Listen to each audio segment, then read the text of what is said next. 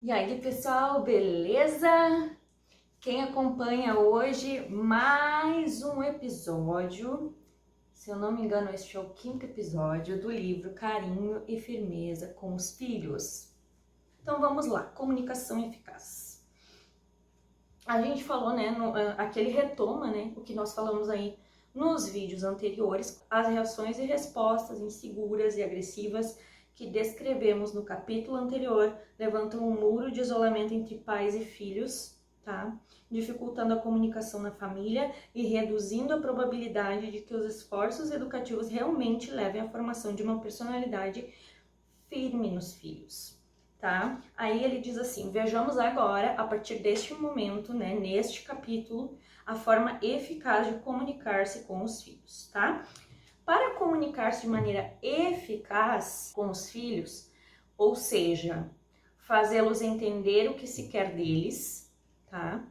É necessário aplicar 4 técnicas chaves de comunicação, que são linguagem assertiva adequada, mensagens sem palavras, controle das discussões. Isso aqui é muito importante, né? Porque às vezes quem tá com controle das discussões são os nossos filhos. Reconhecimento das condutas boas. Então, assim, primeira coisa que nós precisamos ter e fazer, tá? É ter uma linguagem assertiva e clara. Como eu disse para vocês no início ali, clareza. A experiência de muitos profissionais ao longo dos anos mostra que, se os pais estão decididos a fazer com que os filhos desobedientes passem a comportar-se como é de desejar, dirigem-se a eles com frases diretas e assertivas. Essa atitude é útil e correta e reflete-se em mensagens como: quero que você arrume o seu quarto agora. Ou quero que você arrume o seu quarto neste momento. Neste momento. Tais mensagens diretas e assertivas não deixam dúvidas na mente dos filhos quanto ao que deve ser feito, né? E seja concreto ao falar. Evite frases vagas e imprecisas como seja bom, ai, porque tu não é um guri bom, ou comporte-se como um menino da sua idade. Como é o menino da idade dele? Será que ele não é assim? Como ele está se comportando? Vamos lá agora para a prática, tá bom? Exemplificam este tipo de frases. O pai, aqui, com calma e firmeza, vai falar ao filho, né, que ele diz que não quer interromper a brincadeira em que está empenhado. Compreendo que você queira continuar brincando, mas já é hora de comer e quero que guarde esses brinquedos agora. Aí agora vai ser a mãe que vai falar com a filha que está no quarto. A filha está falando ao telefone. Andréia, já terminou a sua lição de casa? A Andréia do quarto. Não, mãe, eu tô falando no telefone com a minha amiga. Aí a gente vai ver essa mãe falando assim. Ela vai... Isso também eu já comentei no vídeo passado, né? Ela não adianta gritar lá de onde ela tá, né?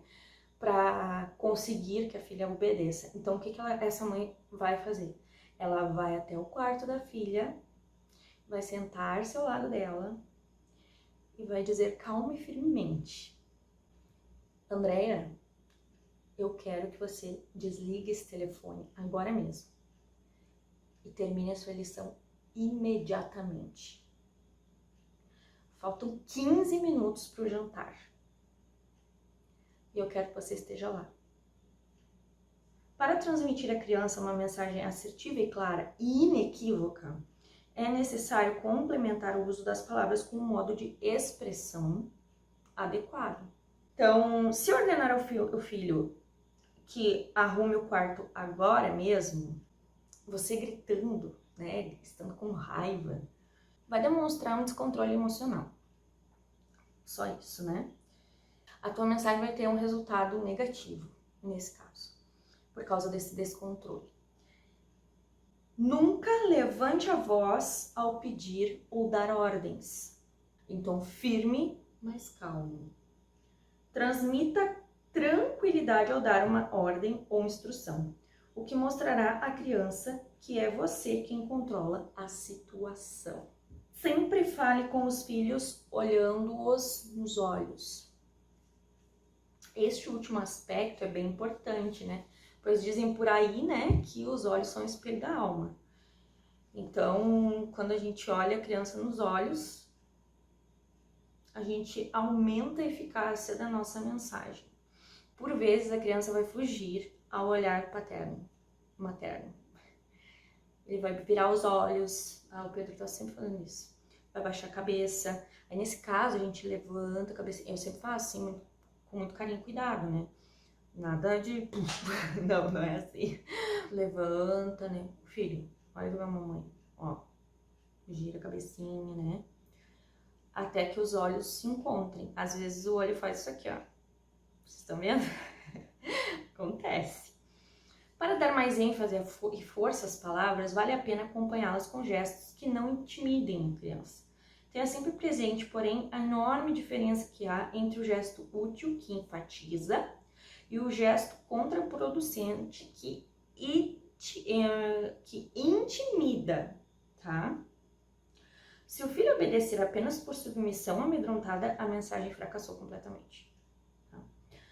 A criança deve obedecer porque entende que isso é o que deve ser feito, não por estar assustada ou simplesmente para safar-se de uma irada repreensão paterna ou materna, né? O pai ou a mãe obtém esse importante resultado positivo estabelecendo com a criança um contato físico que lhe transmita calma, carinho e firmeza. Nunca uma irritação agressiva que só lhe incutiria medo ou lhe aumentaria ainda mais a rebeldia. Controle das discussões. Ai, gente, isso aqui é fenomenal. Anotem isso, porque isso aqui mudou a minha vida. As 5 técnicas básicas para lidar com as situações que se apresentam quando os filhos, em vez de obedecer à ordem dos pais, respondem com os diversos tipos de argumentos numa tentativa de iniciar uma discussão. A criança ama isso. Essas técnicas evitam que os pais caiam nas argumentações estéreis, nas quais os filhos não esgrimem razões válidas, mas apenas tentam criar desculpas para ignorar ou obscurecer a ordem dada, né? Essas técnicas são conhecidas como o disco riscado, o nevoeiro, a interrogação negativa, a extinção e o tempo fora. Agora nós vamos aprender sobre a técnica do disco riscado. Sucede frequentemente que quando se quer apenas dizer ao filho o que ele deve fazer, né, o resultado seja uma longa discussão, como o exemplo que nós vamos ver agora. Olha essa mãe aqui.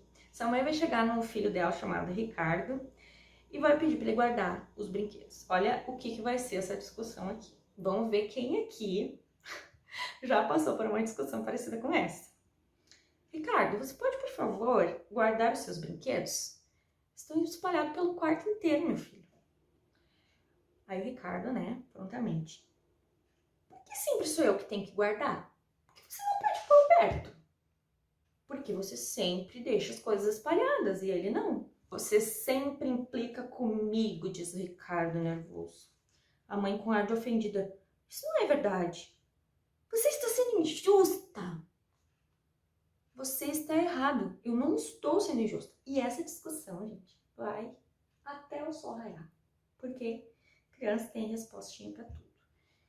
Agora nós vamos dar a técnica do disco arranhado para vocês. Vocês comecem a pôr em prática e me digam, por favor, se ela está funcionando na casa de vocês para essas respostinhas dessas criancinhas que querem tirar a gente do sério. O nome dessa técnica deriva de que você, quando usa ela, parece um disco riscado. Então, o nome dessa técnica é a técnica do disco riscado. Agora nós vamos ver a mesma fala, só que com a técnica sendo realizada. Então, a mãe diz, né? Ricardo, você pode, por favor, guardar os seus brinquedos? Estão espalhados pelo quarto inteiro, meu filho. Por que você sempre pede para mim? Por que você não pede para o Alberto? O Alberto nunca guarda nada. Aí a mãe, essa não é a questão. Pronto, acabou. Entendeu? Ó, quero que você guarde seus brinquedos. Aí aqui a repetição, disco riscado. Aí nisso, você podou a questão toda que iria dar início a uma discussão que iria até o raiar do dia. E aí o Ricardo então vai se acalmar, porque você cortou ele, né? Essa não é a questão. E ele vai dizer, está bem, já ouvi, vou guardá-los agora. E se depois de usar o disco riscado durante um tempo considerável a criança ainda não obedecer, você deve estar disposto a reforçar as suas palavras com ações. Lembrando que a gente tem que cuidar dos castigos para ver se eles são legitimáveis, para ver se eles são legítimos e para ver se a gente tem condições de manter esse castigo, caso contrário, não dê castigo. Lembramos aí do que nós aprendemos no episódio passado. A técnica do nevoeiro, então. Esta técnica tem por fim evitar que os filhos deixem os pais nervosos quando se fazem de surdos ou dão respostas provocativas para que os pais percam o domínio de si próprios e da situação. Aqui nós estamos aprendendo técnicas para termos o controle da discussão, lembram? Aí então aqui o Ricardo novamente, né? Esse Ricardo e essa mãe aqui vão servir de exemplo para nós de novo. Você é má comigo? A mãe calmamente. Pode ser que você ache que eu sou má com você. Você sempre briga comigo? A mãe calmamente. Você talvez pense que eu sempre brigo com você. Então, essa é a técnica do nevoeiro, né? Ela muitas vezes combinada com a do disco riscado, ajuda, por um lado, a não revidar as críticas dos filhos e a não se desviar do objetivo que você tem em vista, né? Aí agora, novamente. Qual é o nosso exemplo aqui? A mãe do Ricardo pedindo para guardar os brinquedos. A mãe vai dizer, guarda os brinquedos. Aí o Ricardo vai dizer, você é má, porque sempre sou eu que tenho que guardar os brinquedos. A mãe com calma, você pode achar-me má. Aí tá o nevoeiro, tipo, tô nem aí porque tu acha. Mas guarde os seus brinquedos. Disco riscado. Aí o Ricardo, sempre sou eu prejudicado. A mãe, né, tem que estar ali, calma, se segurando, né? Você talvez ache que sempre é o prejudicado. É o nevoeiro. Mas guarde seus brinquedos. Essa é a técnica do disco riscado. Vocês estão pegando aí o lance? Estão conseguindo entender esses processos de controle de discussão? Agora vamos ver a técnica da interrogação negativa, tá? Então, por exemplo, temos aqui o aniversário da Maria, tá? A sua mãe está ocupada nos preparativos da festa, mas a Maria mostra uma atitude de crítica negativa. Então, o diálogo vai se desenvolver mais ou menos dessa forma. A Maria vai dizer o seguinte: o bolo ficou péssimo. E a mãe: o que é que ele tem de péssimo? Essa aqui seria a interrogação negativa. A Maria vai dizer: ele ficou feio, mãe. E por que ficou feio, Maria? Porque as minhas amigas vão rir dele, mãe. Aí aqui tá o verdadeiro ponto do porquê que a Maria tá afetada, né? Por que você acha que elas vão rir? Porque elas sempre implicam comigo e caçam de mim e também não querem brincar comigo.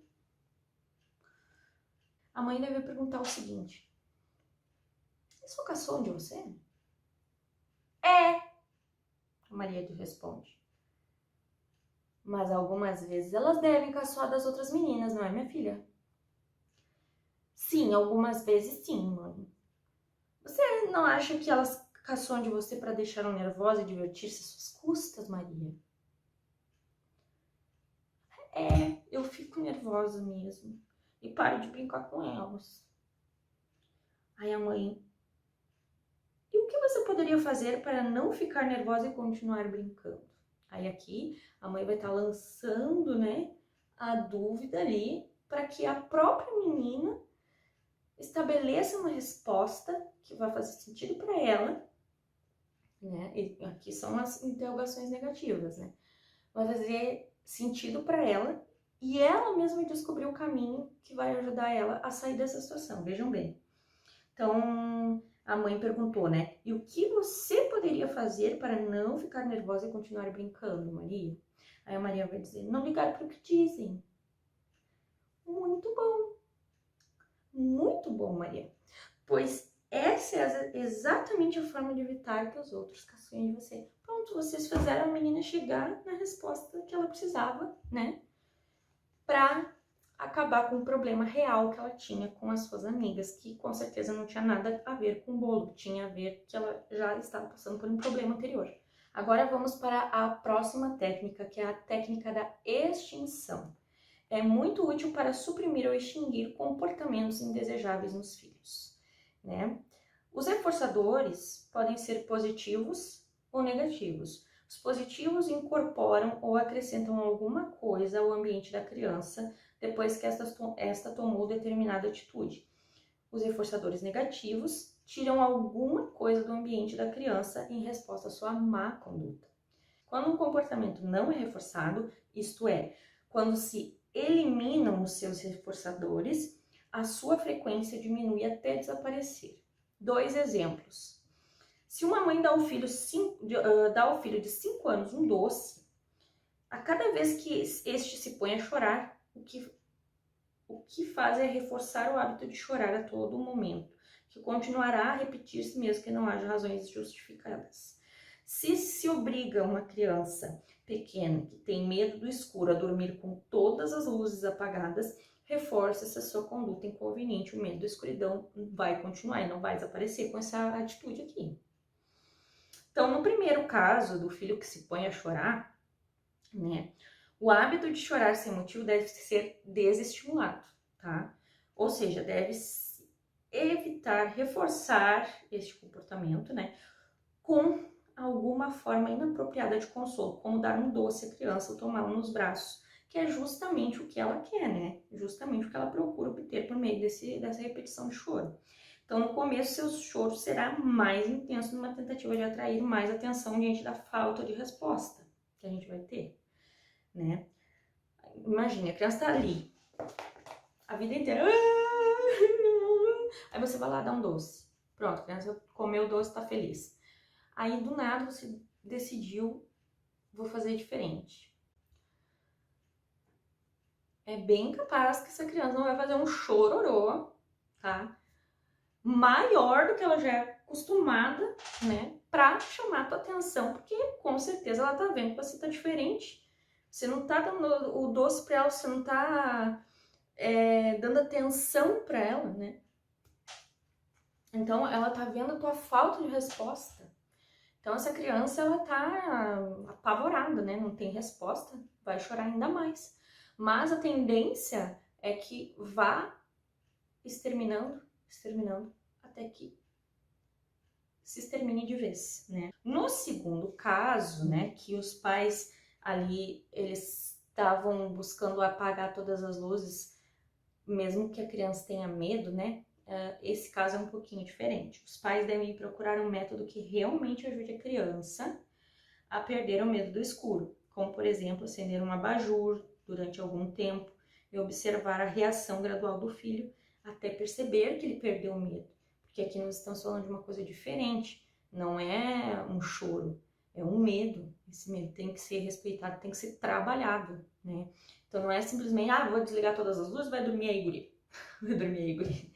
Não. Agora, pessoal, nós vamos falar sobre a técnica do tempo fora, tá? Consiste em coibir o comportamento indesejado da criança, tirando-a do ambiente ou da situação inconveniente que estimula o seu mau comportamento. Vamos lá ao exemplo, né? Porque, como eu disse, muita prática nessa hora, né, minha gente? Um garotinho atira bolinhas de miolo de pão durante a refeição e os seus irmãos divertem-se com isso. A mãe ordena-lhe que pare, mas, incitado pelo riso dos irmãos, que celebram a sua atuação imprópria, continua a lançar projéteis de pão à torta e à direita. O mais eficaz nesse caso é tirá-lo da mesa e levá-lo para comer sozinho no quarto, tá? Assim deixará de ser o centro das atenções, separado do ambiente ou das circunstâncias que alimentavam o comportamento inadequado. Este tende a desaparecer. As 5 técnicas propostas não são as únicas, mas costumam ser as mais úteis e práticas à hora de exercer a autoridade. Além do mais, podem ser combinadas a fim de administrar determinada situação. E aí, pessoal, agora, né, por fim, a gente vai falar aí sobre o reconhecimento do bom comportamento, né? A assertividade demonstrada ao comunicar clara e firmemente ao filho que o pai quer que ele faça deve ser complementada pelo reconhecimento do bom comportamento. É muito importante que quando o filho escutar e obedecer, o pai reaja com alguma forma de reconhecimento, o que incentivará a criança a perseverar no bom comportamento. Não é raro que os pais deixem de perceber a importância do elogio ou de outras formas de alento quando as crianças se comportam adequadamente. É importante ter presente que o bom estado emocional das crianças exige que tenham confiança em si mesmas e o reconhecimento que recebem de seus pais é essencial para isso. Nós temos que reforçar o que é bom nos nossos filhos, o que eles conseguem fazer de certo, reforço positivo. Muitas crianças têm problemas de autoestima e se tornam adultos com problemas de autoestima, né? Então, nós, pais, é que formamos o caráter e a personalidade dos nossos filhos e também somos responsáveis pela criação da autoestima dessa criança. Então, assim, vamos elogiar, que é bom, né? Se, por exemplo, as notas escolares, né, melhoraram, mas ainda não atingiram o nível que seria necessário, não diga ao filho, esplêndido, está muito bom. E sim, melhorou bastante, mas ainda falta alguma coisa, né, meu filho? Um pouquinho mais de esforço e você terá conseguido passar de ano.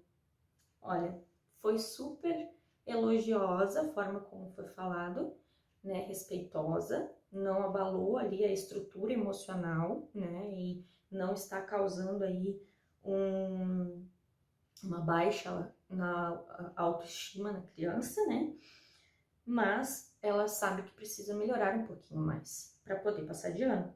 Gente, então, este foi o nosso episódio de número 5, né, do livro Carinho e Firmeza com os Filhos. Eu espero que vocês tenham gostado. Se vocês gostaram, já deixa o dedo aí no joinha.